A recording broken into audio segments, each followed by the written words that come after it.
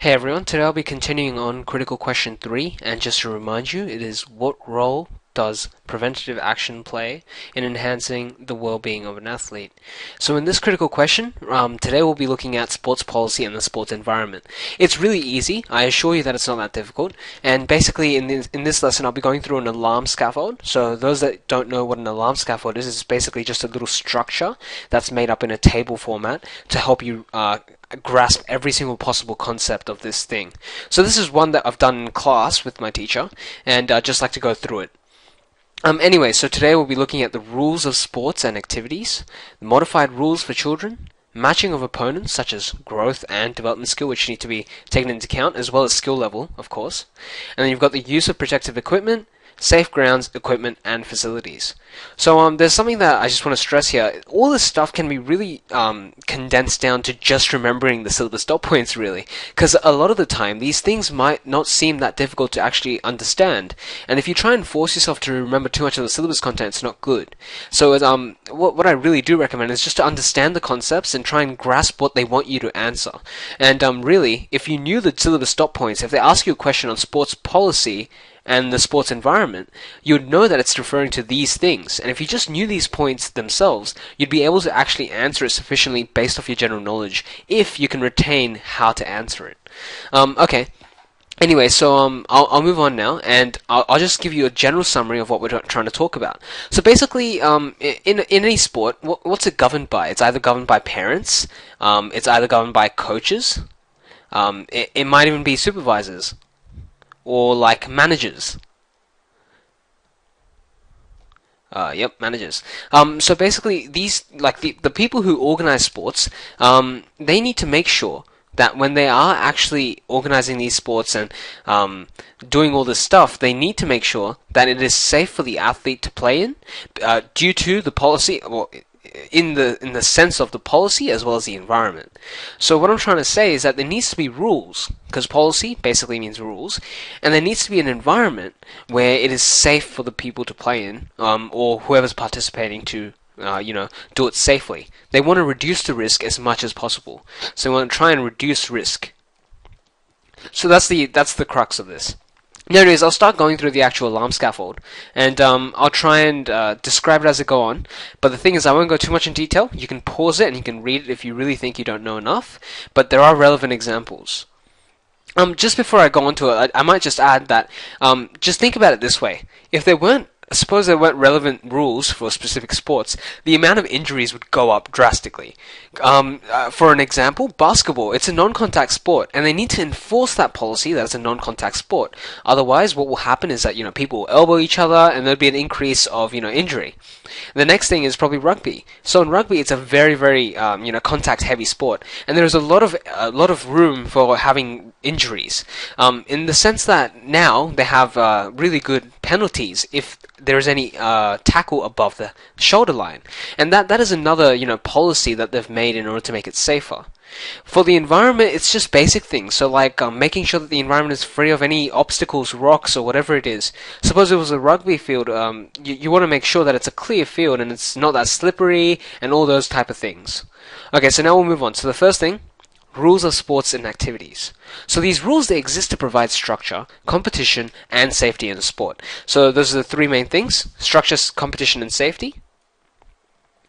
Yep. And these rules, they're enforced on the field by the referee or umpire. And just think about the regular sports that you see all the time, which are very, very prone to injury. They have a lot of referees and a lot of umpires. Cricket itself only has one umpire, but there can be more in the field. Then you've got rugby, which has one or two referees, and soccer as well, because they're all really injury-prone sports, and they need to be ready for anything that's going to happen.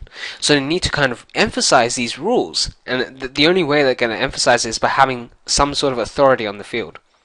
Okay, so in the explain, this is just looking at how we're answering this. Anyways, the explain, the risk of the injury increases when rules are not followed. So as I said before, there are rules that need to be followed. If not, they increase. Feel free to read all the examples that I have from there onwards.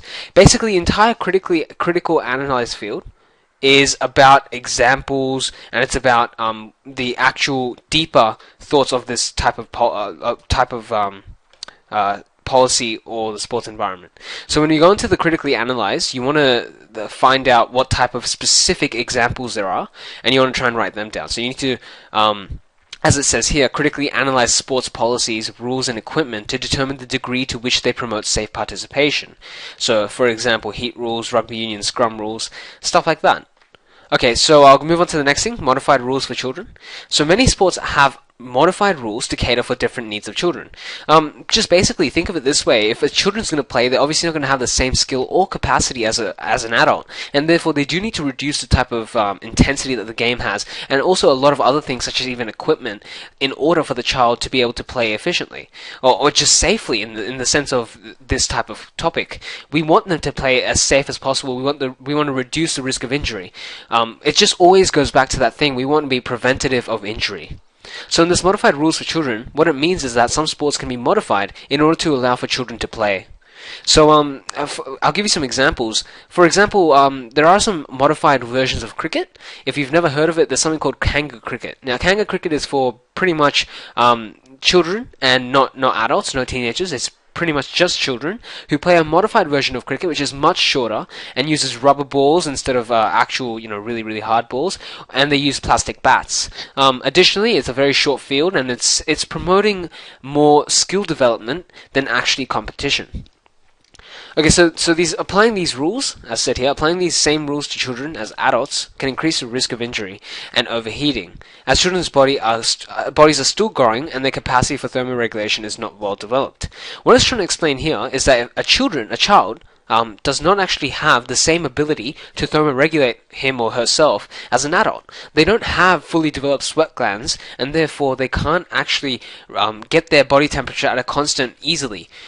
Therefore, what we're trying to say here is that we need to make these rules to improve their skills and then gradually improve their fitness, but at the same time making sure that nothing goes wrong in the sense of, trying them too hard or making them go too hard intensity-wise and causing a lot of problems in that sense. So that's just kind of like an explanation of why we actually have these modified rules for children. So these, now I'll just read the last bit. Rule changes are essential to encourage children to take part and continue in the activity.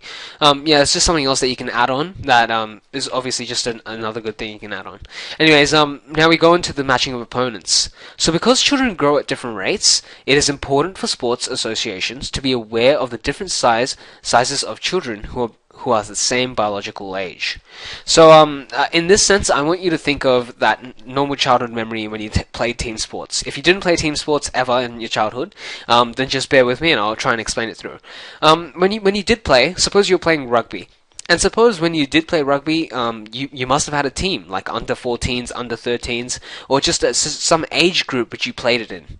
And this is the same type of concept in matching of opponents.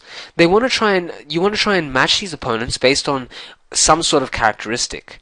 So if it's biological age, sure, that's good, but let's go one step further. Why not weight groups for such as boxing? Or why not weight groups for even rugby itself?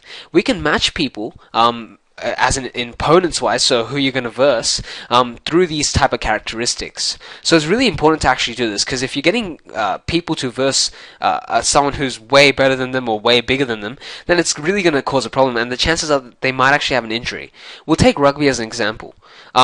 Even the age group for rugby isn't that actually efficient, because to be honest, and that age group, there are going to be people inside that age group which are going to be massive, or they're going to be, very, very developed, or, just going to be bigger than normal, and they're going to be able to take on smaller players. So therefore, you could suggest that for rugby, they could have an introduction of a rule which says, hey, it's set by weight instead of how old you are. And that way, you'd have to compromise on some things, but then another way, it would be safer. So anyways, that's just a really simple example. So sometimes it can be beneficial to move these players into higher grades, ages, or categories, or even do anything you think you need to do to make them in a safer matching of opponents. So that anything you can do to match them with safer type of opponents, which they are more situated to. So the whole point of matching of opponents is to try and make an even game, and to make sure that the injury is reduced by making this even type of game. You want to make them at the same skill, the most similarities possible, so they can have a fair game. Okay, so we'll move on to use of protective equipment. Now, it's just as it sounds. I'm seriously saying, if you just remember the syllabus dot points, it'll be so easy. Because the first thing you remember is use of protective equipment. And when you think about that, oh yeah, of course, like having a helmet when you're cycling, or having pads on when you're boxing, or having whatever, even having the gear for a wicketkeeper having a helmet on, or as a batter having a helmet on all the time when you're batting. These are all types of protective equipment which are obviously going to reduce the chance of injury as well as the risk of injury. Because really, by having these equipment, such as even mouth guards, shin pads, stuff like that, it's all obviously going to help reduce injury. Okay, so the last thing we come to is safe grounds, equipment, and facilities. So this is also another really simple one. All you need to do is really just remember the syllabus dot point and you should be fine. So it's basically referring to sports organizations, schools, and government agencies needing to ensure that playing grounds, as well as any type of facility, or even just massive ovals and wherever people play or wherever people do participate in sport, they have to be safe. So when I talk about safety, it might even be making sure that everything's mowed down and all the grass is cut down to just make sure that no one trips over anything. There is nothing which is like an obstacle for someone when they're walking that they can't see.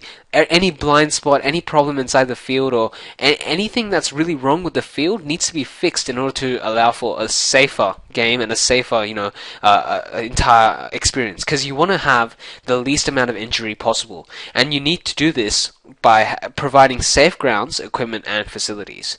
So when it says safe equipment and facilities, all it's really meaning is that these equipment and facilities need to be checked before anything, and they need to be made sure that they're safe.